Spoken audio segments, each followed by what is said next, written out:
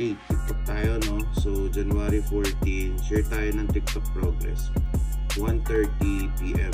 Okay? So, itong shop na ito ay okay naman yung ads na ito. Wala naman problema. Maganda yung ROI, maganda yung cost per conversion, and then maganda yung generated orders. So, pag yan, 2 pesos pa nga per conversion. Okay? So, if titingnan natin for past 7 days, so parang hindi naman kailangan nito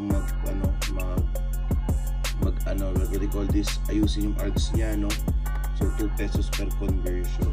But, gumawa pa rin tayo ng adjustment, gumawa tayo ng bagong campaign sa kanya. So, I think 11 ito na set upan. Yes, yun. Confirm natin. So yan. So 10, nag-start ako ng 11. So nakita nyo, cost ROI is 320.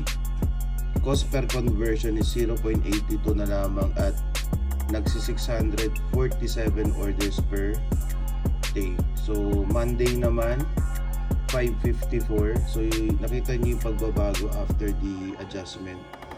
And then 13, 394, 500 ROI.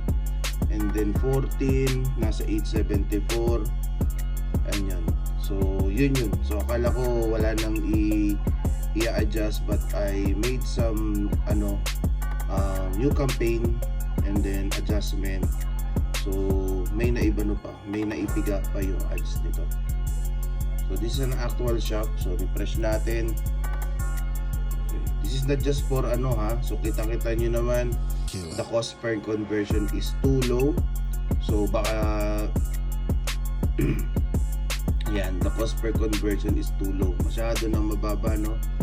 Baka sabihin wala pa rin kinita. So obvious naman. Okay?